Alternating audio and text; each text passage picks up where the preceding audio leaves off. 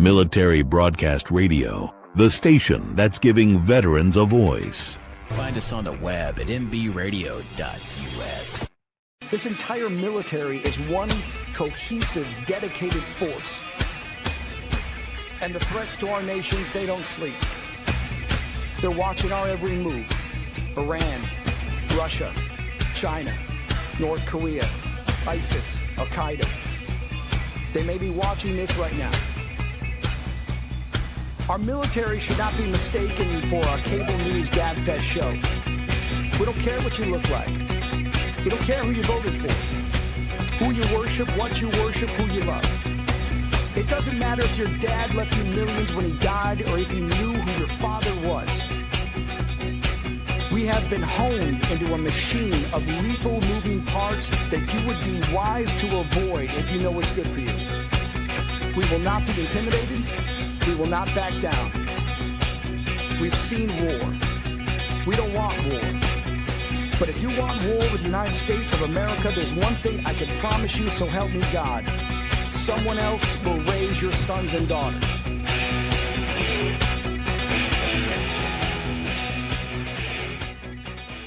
Military Broadcast Radio, the station that's giving veterans a voice. Find us on the web at mbradio.us. Opinions expressed in this program are those of the speakers and do not necessarily reflect the views or positions of any entities they represent. Find us on the web at mbradio.us. Join Terry with Tracer Rounds every Tuesday at 8 p.m. Eastern to hear interviews with veteran artists, veteran business owners, and businesses that support veterans. Catch us on Roku, Amazon Fire TV, and MB Radio. If you miss a show, you can listen again on Wreaths Across America Radio every Wednesday at 3 p.m. Eastern.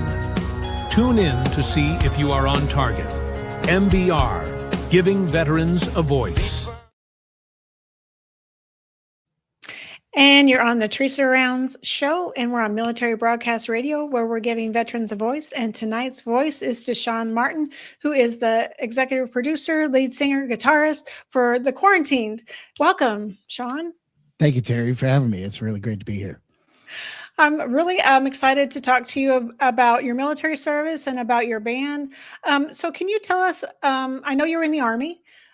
Can you tell us just a little bit about how long you're in, maybe what your job was, maybe some of your deployments, if you're, just whatever you'd like to tell us around your military service? Sure.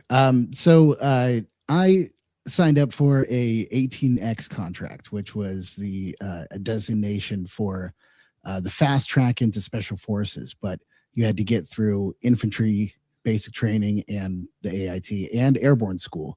And they gave you an option after airborne school that you could either go directly to the special forces training in Fort Bragg, or you could go to a unit and deploy. And then after that deployment, option to go to Fort Bragg to complete your special forces training. And so after airborne school, I decided to go to the unit, the needs of the Army unit, and that the unit they sent me to was the 3rd of the 509th in Alaska. Oh, wow. And so I trained in Alaska, and all of my airborne and infantry, prime knowledge that we needed to have for deployment in Alaska. And we would go marching, and running through the snow was our best friend. We would sleep in it. We had, we're Arctic warriors. We had all these great, the best story that I have, not at least the fun story that I have is we went up to Fairbanks, Alaska one time for a training, and it was in the middle of winter, and it just so happened that on that day the wind was whipping really hard, and it got down to -55, which if you know that if you've been in -55, you know that you can't stay in -55 for any time longer than like 30 minutes, or else your chance of a cold weather injury goes up exponentially for every minute you stay past that point. Right. So they explained it all to us. And so we had to do firing exercises, like, like target acquisition exercises down a range where we would run up to a firing point and wait for the targets to come and try to shoot them. And so many people were shooting because the things were not working correctly because it was so cold. So all these targets were popping up when they weren't supposed to be popping up. People were shooting targets that weren't theirs because, who knows where the range is. It's a -55. The wind is whipping in your face. The snow is 6 feet high. These who knows what it is. So eventually, once we got through like the first like half of the platoon, and half of the scores that we got on this thing were totally not acceptable. They were like, you know what? Just go out there and try to shoot as many targets as you like to. Just go have some fun, guys. We'll try to do this qualification thing at some other time. And so that was like an entire day. That was just everybody sitting in like maybe a 6x10 warming hut and then getting yanked out into the cold for 5 minutes and coming back and be like, oh my God, it's so cold. That's crazy. Because your weapon and your firing is not going to go right anyway. And it's going to be so hard you're going to be shivering trying to hit the target. I remember trying to hold a weapon when it was too hot. I can't imagine holding it when it's too cold. And you can't even get it to hit the right mark because you got the wind. So you've got to adjust for the wind. That's crazy. Right. There was all kinds of problems. And you touched on them exactly. The main one was shaking because it is that cold. And it does, as soon as you step out into it, you're all right. But then if you stay longer than just a few minutes, just waiting to go onto the range will make you start shaking just a little bit at least. Right. And then that affects your trajectory. So it made it all different kinds of difficult. But that's the kind of thing that that unit in Alaska does. And I really enjoyed it. It was, a lot of people would not necessarily look forward to the training because it was uncomfortable, right. but there was still a lot of aspects of the learning about the battle drills, the intelligence of how larger scale operations go, and watching all of the moving parts operate between each other and next to each other, and sometimes in spite of each other. It's really interesting to see all of the different moving parts of a combat operation. And we got to really get in depth because we were doing it all day, every day. And the unit and the Army was trying to see how fast they could stand up a unit and get it ready to go and be deployable. And they found out that it was a year and a half. Oh my goodness. That's a long time. Yeah. It's they were trying to cut it down as much as they possibly could, but that was as quick as they could get it. That's from out of basic training to ready to deploy and boots on the ground. Well, I guess that makes sense if you're talking about basic training and then you've got your job specialty training and then, so once you're done with basic training. Yeah, once you're done with basic training and then ready to deploy is a year and a half. Wow. Yeah. It's intense, but it's really, to me, the infantry is the tip of the spear, and I wouldn't rather be anything else in the Army. I can't think of anything else that I would rather do or would rather have done. And at the same time, I also still have significant issues with how things were managed and how things were done when I was deployed. But there's a lot of fondness that I look back on in those times, especially in Alaska. And, I know that a lot of the unit, even though it was, sleeping out in the middle of the snow in the winter in your tiny little sleeping bag, it seems like, just a walk in the wild side that you'd probably rather not take unless you absolutely had to.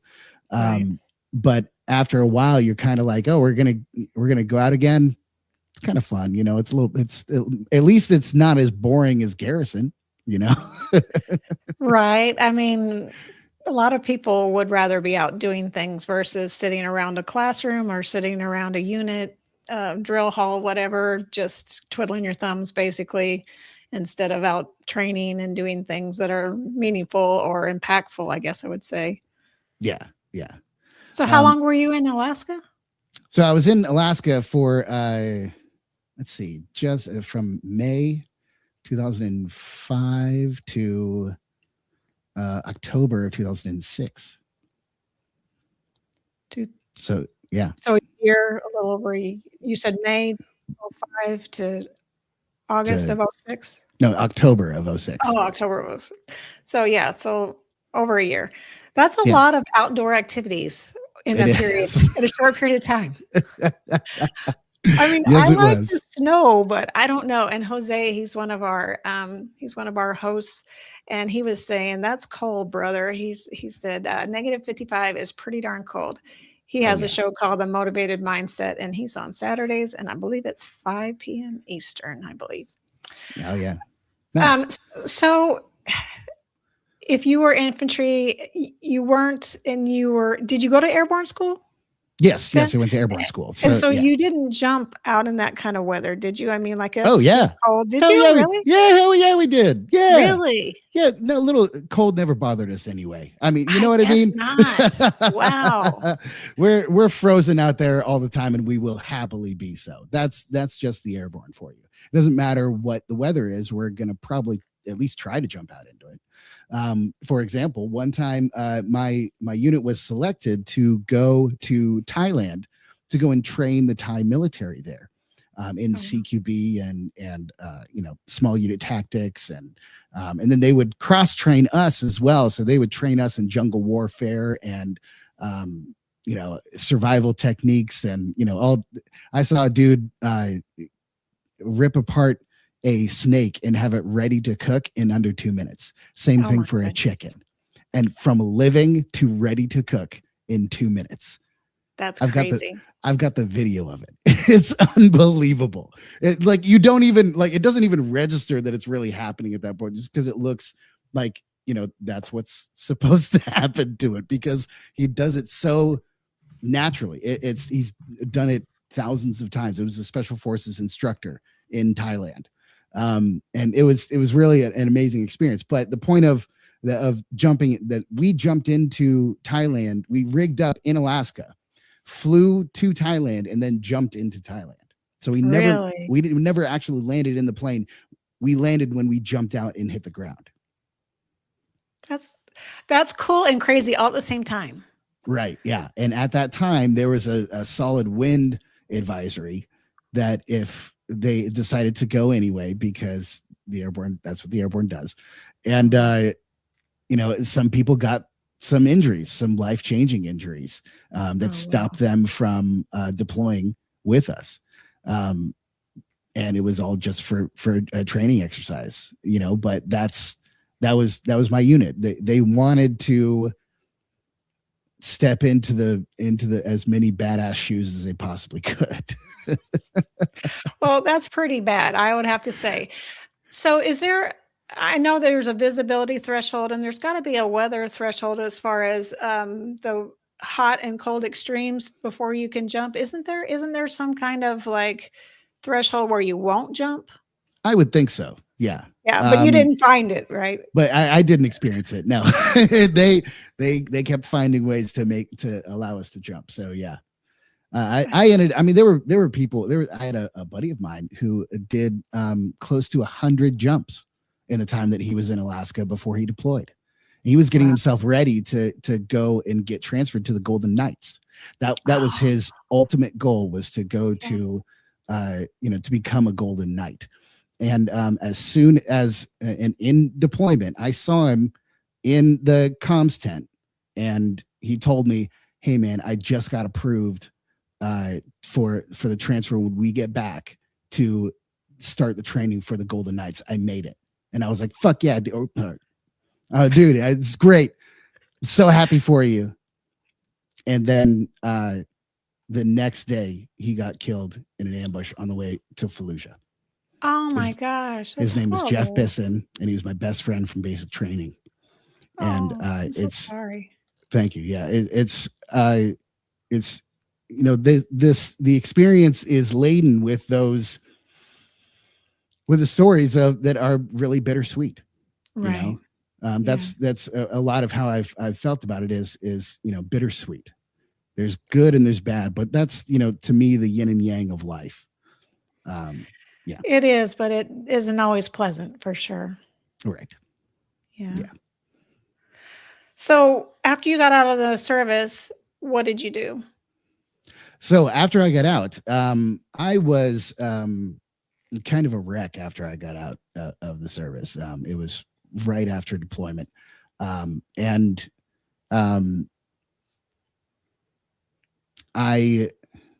was looking to go to Minneapolis to go to a music school that no longer exists. But at the time, it was a music school in St. Paul, Minnesota. And I drove from Alaska all the way to Minnesota in a 97 Honda Accord with studded tires. It was that sounds fun. It was actually one of the best memories that I have, because I did it in December and the storm was following me the whole way. So I would drive a little bit and I would I left the storm on the first day. And then as I tried to get as far as I could and drove like 12 hours. And then I got there and I'm like, hopefully I'll beat the storm. And I wake up and everything is just covered with snow. The roads, it's like a solid, you know, at least 6 inches everywhere. And then I would get up and drive out past the storm a little bit and then play this catch-up game, you know, for at least 2 or 3 days driving through Canada. But it was at that time, there were still parts of it that were just not paved, that were just completely gravel. And there were still semis driving it as well. And I couldn't believe it. Oh my goodness. Yes. And one time I will never forget when I was driving through this gigantic storm, and it was at night. And the only way that I could tell that I was on the road was by seeing the horizon in front of me, like way past the trees, and seeing the line get snow kicked up from it in my side view mirror. That's the only way that I actually knew I was on the road. Otherwise, I was driving in clear white snow, and I could have been. Maybe it was a road, maybe it wasn't. I don't know. Right? Yeah, that's how people get lost. You know, in the winter, and they get off the beaten path because they lose sight of the road. I mean, I was in a whiteout in Hurricane Sandy. They had a whiteout, and I couldn't see the highway. I couldn't see it at all. And, you know, that's pretty big and it's pretty well marked, but I couldn't see it either. And so I can only imagine something that's not very well marked in the first place and not very big. And you're traversing it, trying to remain on your designated path. I can't hardly imagine having to drive in those conditions very far. It wasn't a lot of fun for me. That's for sure. Yeah, it was harrowing at the time, but looking back on it, I'm really glad that I did it, because now, you know, driving in the snow is no big deal to me. You know, I feel like not just living in Alaska will do that for you. And right. I mean, there was also another time where I did a solid, you know, 360 in the middle of the freeway, you know, when it was super iced over with a battle buddy of mine in the car. And he was like, I am never driving with you anywhere ever again. I'm like, we lived, didn't we? Did you die? But did you die? But did you die? Right. It was fun, wasn't it? Yeah. Well, I mean, it's fun afterward. You're like, at first you've got nothing but panic going on. And then after that, and you're like, well, that was cool. Yeah. But you don't want to do it again anytime real soon. Yeah. I mean, at some point, I mean, I actually used a similar mentality that I learned, you know, in the getting yourself over jumping out of a perfectly good aircraft, is you just kind of have to let it up to chance and just accept that right. End, you know? And if you get in that mindset of just acceptance, doesn't matter how horrible it may be, then you can do some pretty crazy stuff, I found, you know? Right? Like the Army says, embrace the suck. Yes, exactly. Yes. You guys are familiar with the terms. Yes. Yes, definitely. Yeah, I did a couple civilian jumps, but it's out of a Cessna and it's nowhere near how, Airborne does it with you. The static line, you hook up, jump out the door and pulls the chute, all that stuff. This Yeah. is like you get they throw open the door, you get out, you put your hands outside the doorway and then you put your foot on the step and your foot's flying 40 knots in the air. You're trying to get it on the step and it's not going. And then the jump master says, okay, reach for the strut of the aircraft. And you're like, what? And she's like, yeah, reach for the strut. So then you're leaning out of the plane, reaching for the strut. And then they're like, okay, so go to the end of the wing. And you're like, what? Go to the end of the wing? I'm like, just trying to hang on here. And you're like doing 40 knots, going back and forth like this. And then finally they're like, are you ready to jump? And you're ready to arch away from the plane? And they're like, yes, I was ready when I first put my foot out the door. So then they're like, arch away. And then you arch away. And then she throws out your chute and then your pilot, and then your chute deploys. But I was like, man, that was scary. I'd rather just jump out the door. Wow. Yeah. That sounds like a lot. Yeah. It was. I was like freaked out at first. I was like, do what? Put my foot on the step and then reach my hand out for the strut. So you're leaning all the way out of the plane and nothing's below you. I mean, you've got a parachute on, so that's a good thing. But you're reaching over, and then she's like, okay, walk to the end of the wing. What? Walk to the end of the wing? 40 knots like this at 3,000 feet. You're like, oh. Yeah. So yeah, it was quite interesting. That's Tom Cruise stunt territory is what that is. That's it's something, boy. I went up twice that day and I was like, okay, because if I didn't go up again, I knew I wouldn't go up at all. So I'm like, yeah, put me up a second time. So we did a second jump, and then after that, we were like, okay, we're good. We checked that box. I can understand that. Yeah. Right. I'd probably do the same thing. So back to your music career. So you said you were traversing across Canada and the US to get to Minnesota for this music school. And then what happened? Yeah. So I got there and I went into every school has an audition. So I went to the audition, and the teacher who was giving the audition said, why did you even come here? You're not good enough to be here. You only know 2 versions of a pentatonic scale. What's the matter with you? You shouldn't go home, Smalls. Like, that was his mentality. Wow. He didn't use those words. He tried to use, the music snob words to describe to me how terrible I was. Right. But his mentality is go home, Smalls. And so I went home and I was like, that was really messed up. Like, why did I come all the way down here for that? They told me that I was definitely like a shoe-in, that I definitely get in. So they call me in 2 weeks and they say, why aren't you in classes? And I'm like, because the guy told me to go out, that I wasn't supposed to go there. And he was like, no. And they're like, no, that was just, an intake, that you can still go. And I'm like, no, you guys ruined it. Right. I don't think so. Like, I'm going to keep my GI Bill. We don't play that, Right. So then I worked for a solid year and a half or so, about 2 years, saved up enough to go out to Los Angeles to Musicians Institute, where they did allow me to go. And even though I only knew 2 versions of the pentatonic scale, they said, that's fine. We'll teach you. See, now that's what you were looking for. Exactly. Yeah. So then I spent 2009 to 2012 at Musicians Institute, learning guitar performance, independent artist program, which is a combination of marketing, Photoshop, audio engineering. It's learning the basics of everything that you need to market yourself as an artist is really what that program was for. And I did it twice. So then I went to the audio engineering side of the school, and I did that program twice as well. And in all of this time, there's, a solid, well, every year you could pick almost as many open counselings as you could possibly go to. Mm-hmm. And as long as you had the schedule to do it, you could go to them. So I tried to do that for as much as I possibly could.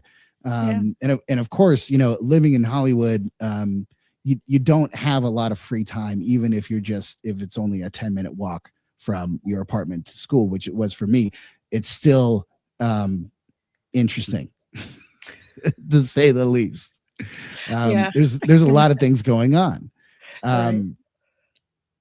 And so I lived in Los Angeles. So after 2012, after I graduated, I'd already started working together with two of my friends who I met at MI to make The Quarantined. And it was after, trying to be sideman for a lot of different projects. And all of them ended up in the same inevitable way where, somebody had really great intentions. They had really great songs. They had really good gear. They had, everything that they needed. But they would make terrible choices, So then they would make terrible choices and end up inadvertently destroying the band. And then they would give up and try to start something new and with new people entirely. And that would happen all the time. And it's one of those things where you start to realize that exactly what they had described to me in music school isn't exactly the way it's always going to be. You would have to learn the techniques to help progress your knowledge forward, instead of just relying on what they had told you as if it would always be, people can do that with their bachelor's degrees. They learn the things, the principles of economics. And even though if you learned it in the 80s, the same principles of supply and demand still apply. It's just in how you apply them and how you look at them based on the perspective of your business. Well, inevitably, I found that music as a business has to be the same way. There is a aspect of positioning that's very, very important. And I started to realize that looking at the music like a business, and also as yourself as a brand, was a valuable way of operating, instead of having a set of musician integrity values that stop you from doing things. There was a lot of purity tests where people would want to only do these shows if they operated in this particular way, and things of that nature. Or now, especially what we see is with AI. Everybody's deathly afraid of using AI, but you can overuse it. But if you use it as a tool to assist you to get you faster from point A to point B, then it's a tool to be used. It's not a crutch, Right. Yeah, it can be helpful. Right. And so like those kinds of things, I tried to learn principles, values, techniques, and the ability to critically think in that environment was really my focus after I learned all of the basic techniques that I needed to play my instrument and to sing along with it. Well, that's a well-rounded education, because not only did you get the training musically, you got the business end of it too, which is so important, like you say, because if you don't have the business end of it, it doesn't really matter how much talent you have. You're not able to sustain yourself and market yourself and, get yourself out there, because you do have to have both skill sets, or at least somebody with that skill set as part of your group, because that is very important, because you have to know how to read contracts. You have to know how to market yourself and then value what you're producing for your audience. You have to know, what that costs and what it's worth, what your operating costs are, that kind of thing. So if you don't have that part of it, you might be losing out on some money you really need to sustain your organization or your band, your music production, basically. Absolutely. And I found that, approaching the revenue streams not as I'm going to do exactly what somebody else did, but looking at the revenue stream as a area of operation, like a military person would, and then looking at the different avenues that you can take in that area of operation to accomplish specific goals is a much better plan than just showing up to the area and being like, I'm gonna conquer, and be like, that's enough. And it's not. It's you're going to inevitably lose if you don't know what the actual games that are being played. What are the Right. rules? Where can you break them? Where can you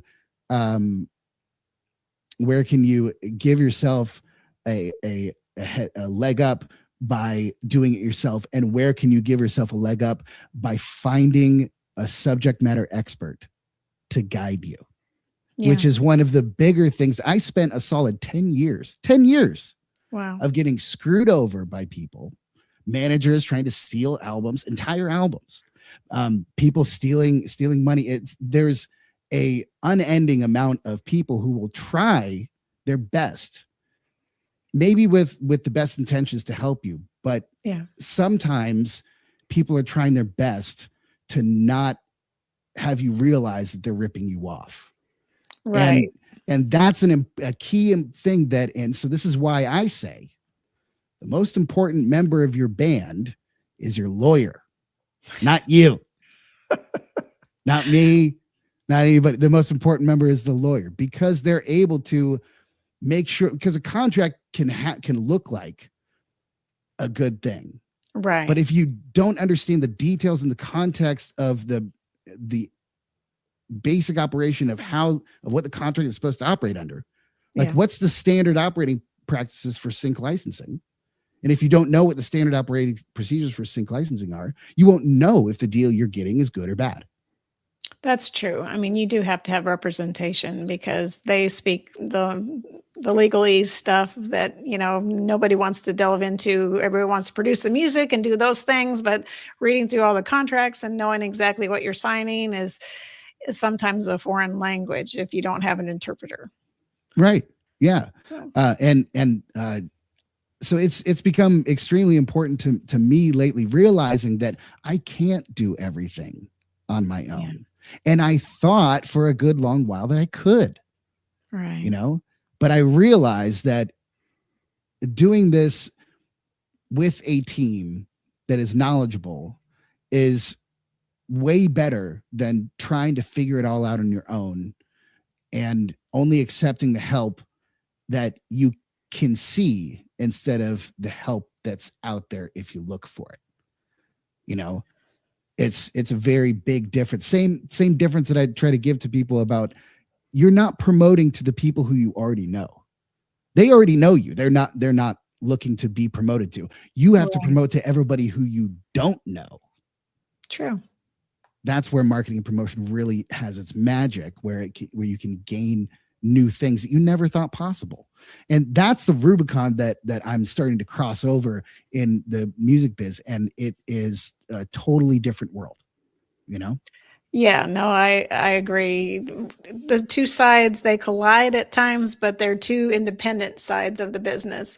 There's the music side, and then there's the operations, like you say. There's all the scheduling, the contracts, the production, making the recordings and putting out the albums and things like that. So yeah, they're two separate things, but they do interchange and collide at times and become one. But then someone's got to manage both sides.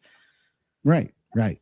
And I was always of the purist mentality. I was very much, I'm going to be a musician, and whatever the business is going on at that point, it's going to be for somebody else. I need to know just enough to get me by, because I don't want to take any time away from learning about music, right. or playing it, or doing those interactions, or being on the field. I wanted to be in the field in the same way that I felt in the military. I didn't want to be in garrison. I wanted to be out there doing it, Yeah. And, I still take that approach, a hands-on kind of thing, but I have learned another important military principle, which is successful delegation. Yes. Military does that extremely well. Yes. Yeah, I mean, but that's a true statement, though, because you want a team so strong that they don't really know who the leader is, because everyone's got their subject matter expertise. They know how to do this or that. And that's how it works, is because everyone comes together with their strengths. Because if everyone had the same strength, things wouldn't go as well, because you need people that have other skill sets that maybe you don't have, and they're very well versed in it, and you make a really good complement to one another, because you're capitalizing on their strength and not the weakness you don't have, but the strength the other person has. That's right. Yeah. From, the World War II slogan, diversity is our strength. Yes. It is a real thing. And once I started to take that approach to using AI, ChatGPT, to start helping me, especially with the marketing message, because that was something that I knew what the message was. I created it. I knew everything that I wanted to say in the song because I emotionally represented it. But that doesn't mean that I put it in a coherent sentence that some regular person can understand. I have to learn how to do that because it's different than just singing the line and expecting someone to get it, Yeah. So that was one of the key things that I used AI to narrow down because I needed an answer right away. I didn't need to sit there and ponder it for months and months and try to figure it out. So using that as a free option to me was extremely valuable. And I hope that musicians who are listening now look into, don't just think of AI as the only thing that will create all of the music that you could never create. Think of it as it can be any title and contribute any amount of work that any title you can think of can do. So when you think of it like that, the world becomes your oyster instead of you always having to fight against it just to get some little scrap that you barely even really need, Yeah, AI can really help create the message that you want. In other words, like you said, it kind of crafts it in a way that excites people or like draws people in, depending upon what you're trying to write about.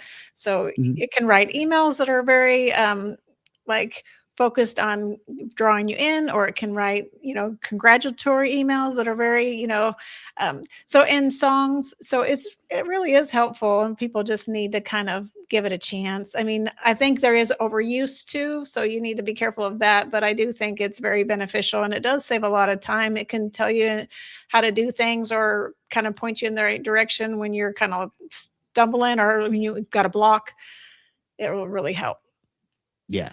Absolutely. And especially lately, having to really take a lot of a really deep thought into a very large project, because the version to Normalcy was released in November, but I'm going to still continue to promote it out for the next couple of years. Yeah. So it's not just something that, I promote and after 6 months be like, oh, let's move on to the next one. No, it's like, I've got something to say. The messages in it are relevant and they will be timeless as well. And when that's what you want to do, timeless. Right. And so when I know that, then I have to give myself the time to go about and do it all in the best way possible. And finding that is extremely difficult, but it's worth it. Oh, yeah. No, you're right. Because some music transcends time and space and genres, actually. So if you write the right lyrics or write the right song and it's evergreen, basically, it doesn't really have an expiration date. That's what you want, because like some of the songs that used to be popular back in the day haven't resurged. There's made a resurgence because they've been added to video games and stuff that the younger group are now listening to. Like it's a brand new song, like they're just hearing it for the first time. So it must be brand new. No, it's 30 years old, but it's timeless. So it still works. It's still relevant. Yeah, because the issues of yesterday are still relevant for the issues of today, even though maybe some of the technology has changed. Issues are still issues. We still have all kinds of similar relationship issues, like social issues, all those things. So as long as you write a song that can transcend some of those leaps in time, then it's going to be relevant no matter what genre or what era it's played back. So speaking of that, what would you classify your music as? And then we'll play Skeleton Chair, and you can tell us about it if you don't mind. But how would you classify your music, and where did you decide you were going to land when it came to being in a particular lane when it come to music? Oh, it's a great question. So I consider the quarantine to be punk, metal, and grunge, and not necessarily in that order. I leave it that in that vein because I see grunge as straddling the line between always electric and sometimes acoustic, whereas metal is usually, they use an acoustic guitar for an effect or to capture a slower type of feeling. But as far, you don't see a bunch of metal artists up there really jamming on the acoustic guitar. If they did that, you'd be like, this dude is country, right? So there's some that I take from metal, but not everything. And then punk in its attitude, punk in its defiance, and showing the American spirit of individuality, and independence, independence of thought and independence of mind. That's the kind of area where the quarantine is really stationed, to use another pun. But I chose that because of its versatility. I felt like it covered a lot of my ability. But I've also found that I've stepped into like R&B a little bit. I've released a song called One Last Chance that is very much completely out of the quarantined, realm of fastness and, real driven. It's still got a really deep message, but it's much more R&B, and, I really, hold out the singing notes. And so I want it to be, really my goal was to make the quarantine genreless. I knew that I had to make a line somewhere. So I like the way you frame that question, and that when did you decide that was the lane? Because you do have to pick a lane. But I was always of the thing where it's like, I want to be able to do whatever I want, Right. But you can't. You have to send it. You have to pick which direction you're going to send Moses down the river. You know what I mean? Right. It's left or right. You have to pick one or the other. There are limits a little bit left and right, but it's still open where you can still traverse this way and that, but there's still an avenue of approach, basically. So yes. And also, this is the era of rebranding. I could Taylor Swift out, the whole entire thing and just go careening off into alt country just for a throw a wrench for everybody. Sure. Right. Now is the era to do that. So I don't think I'm going to do that. I'm going to stay pretty close to the rock vein. It's just how the music, grunge music speaks to me the most, and metal music has a real closest to my heart because of its aggressiveness, because of its intensity, because of it can talk about, you can get off into like the weird Viking metal that's, totally imaginary, but it makes you feel like, yeah, I'm going to be a Viking. You know what I mean? Like it's going to make you feel like that. But I wanted to just set myself up for using music and not just saying only these ones and nothing else. I learned every technique that I could. And that, that will pay dividends, for you, because like you said, you can go this way or that way with your music. And then, your supporters or your listeners or your fans will learn to see your diversity and learn to appreciate what you can bring to the table. Because, if you're only in one little niche all the time, it's like, okay, yeah, that's great, but I really like to hear a little bit of something else, mix it up a little bit.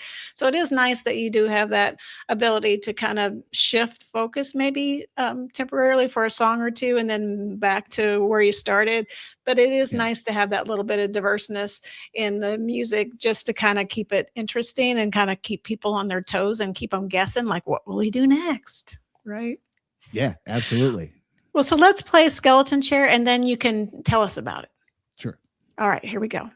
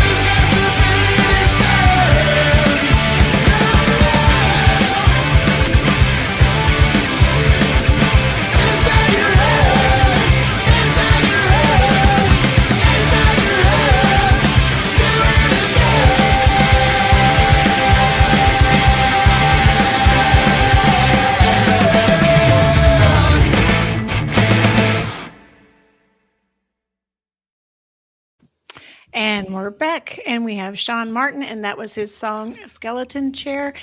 And I'm feeling sorry for the audience right now, actually, because I was listening to it in the earphones, and just all the different components are so clear in the headphones, and it's so amazing how they all come together to make that song, because I was really listening to each individual instrument and note and drum beat and vocal, and like it's a symphony in the earphones. And I don't know if everybody got that same symphony as I got, but I was like, I think they're missing out.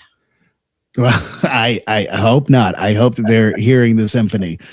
We recorded at a Blackbird Studios, one of the legendary studios. So hopefully it did transfer through their, less than ideal phone speakers, but maybe it did. Hopefully it did. Hopefully they're listening on Roku or something, and they've got the audio speakers, the sound bar hooked up to their TV and all that, and they're hearing it like we are hearing it. So what was the inspiration behind the song? Where did the thought skeleton chair come from? And what were you thinking when you started writing that one? Well,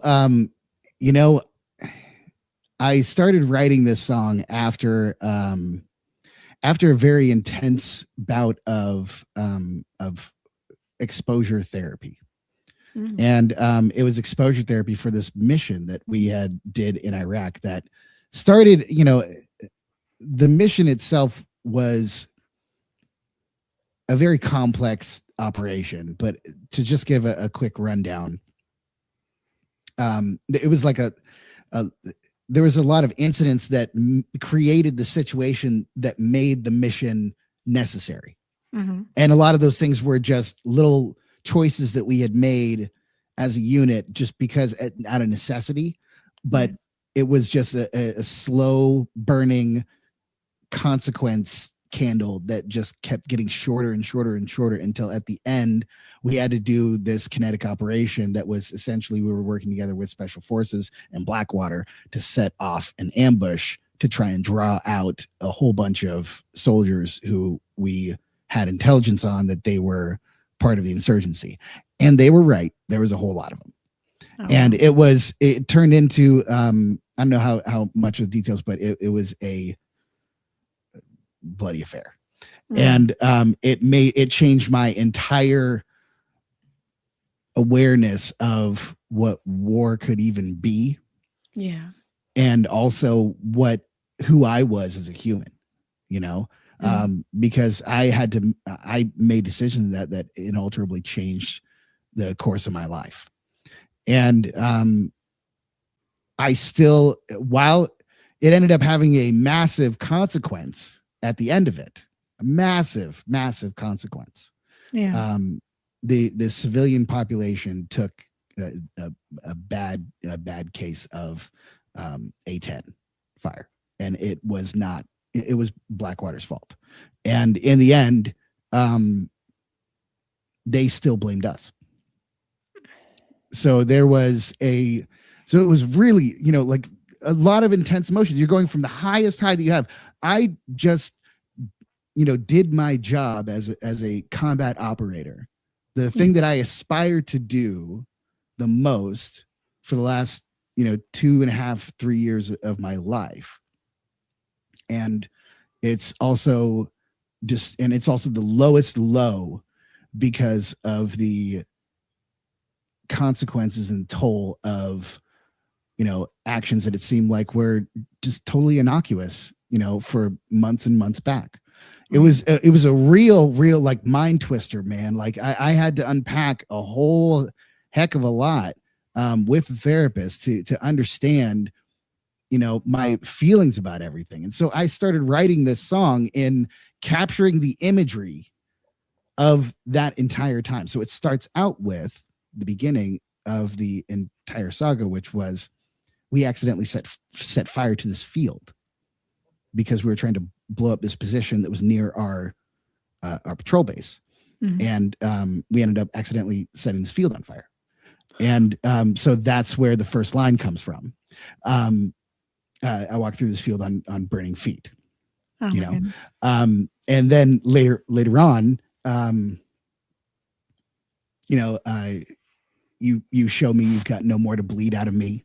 That's the giving everything that you have to this thing that may or may not be appreciative of what you're giving up. Yeah. the chorus, do it again, solder my bones to this chair, my friend. So it's the dichotomy of a friend of yours having to do evil to you and you're wanting it. And that's what a lot of times what war feels like. Yeah. There's in another life, there is a very real possibility that everybody who you meet in a combat zone could potentially be your friend. Like there's a reality to the why can't we all just get along kind of thing. There's a reality to that, but at the same time, there's also the harsher reality that that's not the way that it is, that we do have to deal with this in ways that in violent ways.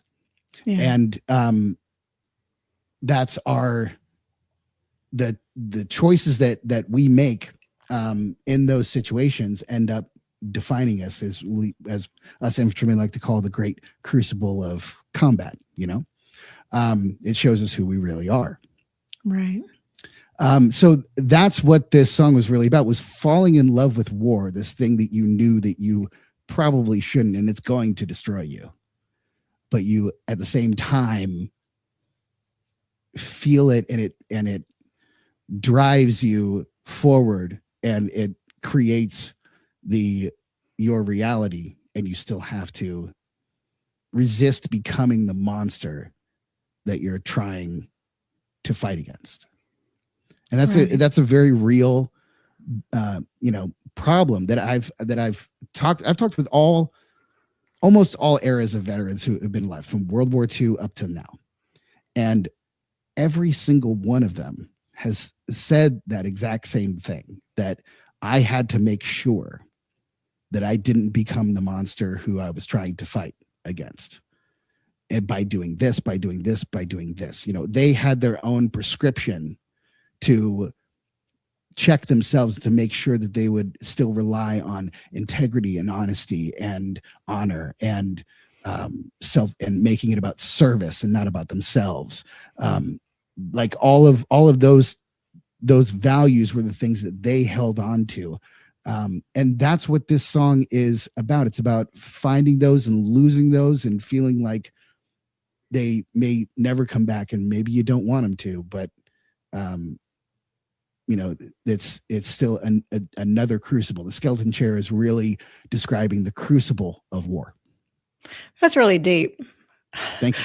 I mean, it really is. And you're right. I mean, you're one thing when you're in the uniform and you're doing the job you're paid and you signed an oath to do. And then when you take off that uniform and then you're back with your family, then you have to be somebody else. You can't be that same warrior at that level that went to war or that did the things that you had to do. I mean, so that really is very telling about service and how it impacts your life and how it impacts the lives of others. Because like you say, you don't want to let that monster be who you are when you come back. You want that left there on the battlefield, and then you're coming back to who you need to be for yourself and for your family and for those, that are waiting for you at home. Yeah. And there is it's a tenuous give and take. Yeah. There is a cost to it. And I felt that cost. And I stood in front of that abyss, having to make that choice of, am I going to continue down this path that I know will inevitably end up with me not being the same? Right. That I'm never going to reach the point to where I was back when I started this, thinking I'm still going to be a civilian after this. I want to have a civilian life after this. Well, I came to find out that you join the special forces, you join for life, man. You never stop being a special forces soldier. That's what you are. Like it becomes who you are, more so than just about anything else that you've ever experienced or will experience. And when it was truly and honestly described to me like that, it made me go, I'm not so sure about it anymore. Right. Maybe I'll take another step down from that, and maybe that'll be an acceptable level, because I knew that I wanted to have a life after it, but service was extremely important to me. Yeah. Well, we have about a minute left. Is there anything else you want to put out? I wanted to let you get a chance to get your dates out if you're going to be somewhere, or at least put your social media information out there so people can check you out as far as your music and where you're going to be and what's going on. Yeah, you can follow us on TikTok, Instagram, Facebook, at The Quarantined. You can find us on thequarantined.com. I highly recommend our website. It's got everything on there. All the press articles that we have, all of the social media links, all of the extra discography that is not available on Spotify, and it's only available on Bandcamp right now. So there's a lot of hidden gems in there that I highly recommend. And we're going to be lots of different places, but mainly online. So we're going to have a lot of new online content for you. So stay tuned on our social medias for that. That sounds great. It's been such an honor to talk to you. I really appreciate you coming on tonight and really explaining how you got to where you are and your music. And, you know, I'm going to be listening because I'm going to see what's going on. So thank you so much for coming on tonight. Thank you so much for having me. It's been fantastic. Thank you. All right. Well, this is Tracer Round signing off. Life is like a duck. Tough times don't last, but tough people do. Here at Military Broadcast Radio, we're teaming up with our friends at Die Tired, the veteran-friendly music band spreading strength, resilience, and mental health awareness one shirt at a time. And check this out. Their brand new shirts feature broadcast beaker right on the breast pocket. A reminder that you can weather the storm, and you're never alone. Shirts are only $25, and proceeds support giving veterans a voice. MBR's mission to teach veterans how to podcast and videocast. Because when our vets are talking, they're not overthinking. They're not second-guessing. Together, we stop the 22 stigma. Grab your shirt today at mbradio.us and hit the shop. Or go directly to toramerch.printavo.com/merch/dietiredband. That's toramerch.printavo.com/merch/dietiredband. Suit up, stand strong. Remember, we're unduckable together. You're built tougher than the storm. Ladies and gentlemen, thank you for tuning in to Military Broadcast Radio.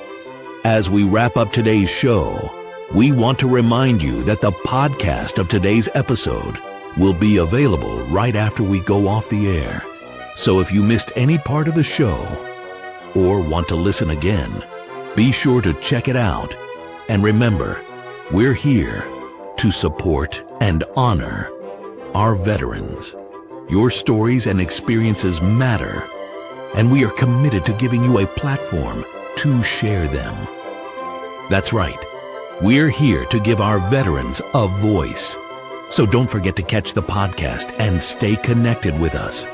Giving our veterans a voice.